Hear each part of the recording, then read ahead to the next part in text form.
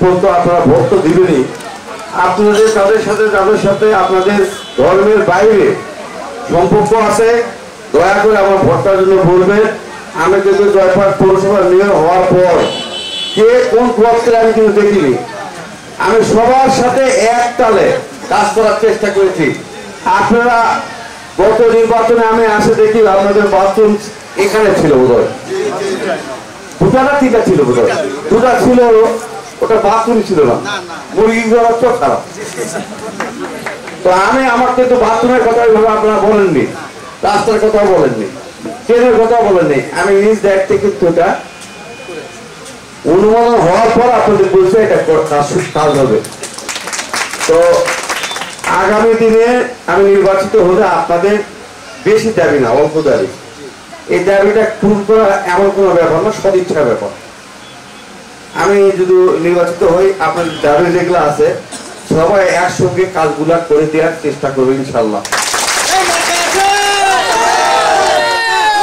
সর্বোপরি আপনাদের কাছে আমি একটু দুটা কথা বলি। আমাদের এলাকার বাচ্চা কাচ্চাদের বিনোদন করার কোনো জায়গা নেই। আমার ইচ্ছা আছে এবং আমার নেতা আবু সাইদ আল মোহাম্মদ স্বপন ভাইয়ের সঙ্গে কথা হয়েছে, একটা সুন্দর একটা শিশু পার্ক করবো, সুন্দর একটা সুন্দরপুর থেকে আমার রেলপট্টি বন্ধ 4 লেন রাস্তাটা করবো। তারপরে আপনার হলো জয়পুরহাটে আমাদের যারা দরিদ্র মানুষ ট্রিটমেন্টের জন্য বাইরে যাইতে পারে না, পয়সা করি সমস্যার কারণে, একটা মেডিকেল কলেজ আমাদের জয়পুরহাট পৌরসভার মধ্যে হবে, ভালো মানে একটা স্কুল হবে।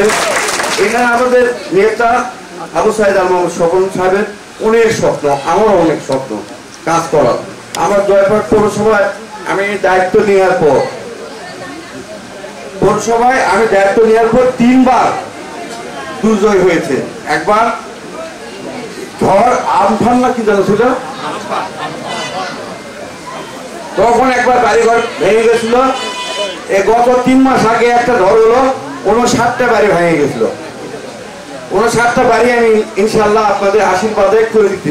আমি পৌরসভা থেকে শুধু লেবার নিয়েছি, বাদ বাকি যে টিন বাঁশ কাঠা লোহা সব আমি নিজের ব্যক্তিগতভাবে দিয়ে সম্পর্ক চরিত্র মানে ভোটের চরিত্র মানুষ ছিল।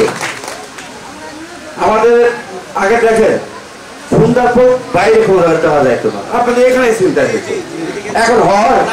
এখন হয় না। আমি যদি ওই চুলের ভাগ খাইতাম তাহলে হইতো, তাই কিনা? আমি তো চুলের ভাগও খাবার সেটা দিইনি। সর্বোপরি আপনাদের আমাদের জয়পুরহাট অবহেলিত একটি পৌরসভা ছিল, আমি চেষ্টা করেছি সেই পৌরসভার কাজ করার। আগামী দিনে যদি পাস করি আবার আপনাদের ভোটে ইনশাআল্লাহ জয়পুরহাট পৌরসভা এদের সুখী সমৃদ্ধ পৌরসভা করতে যা যা করার দরকার এমপি মহোদয় সহ আমি করব, আপনাদের এই কথা দিতে পারি। সর্বোপরি আপনারা ভালো থাকবেন। এই 28 তারিখ পর্যন্ত আপনারা সহযোগিতা করে আপনারা কোনো জায়গায় যদি কোনো খারাপ কথা শুনেন বা কোনো ষড়যন্ত্রের গন্ধ পান দয়া করে আমাকে ইনফরমেশনটা দিবেন, আমার অনেক উপকার হবে। সবাই ভালো থাকবেন। আগামী 28 তারিখ যেন একটি ভালো নির্বাচনের মাধ্যমে বিজয়ী হয়ে সবাই একসঙ্গে আনন্দ করতে পারি সেই তৌফিকের সৃষ্টি করতে দেয়। সবাইকে ধন্যবাদ। জয় বাংলা, জয় বঙ্গবন্ধু। নমস্কার।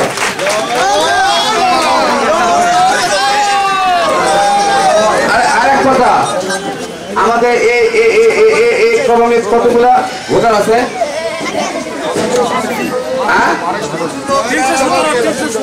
আচ্ছা, আমার কথা বলে এদিকে একটু আমার কথা শুনেন। এই 395 মানুষ শুধু ভোট দিবে না যান গাড়ির থেকে, তাহলে আপনাদের একদিন কি আমার একদিন।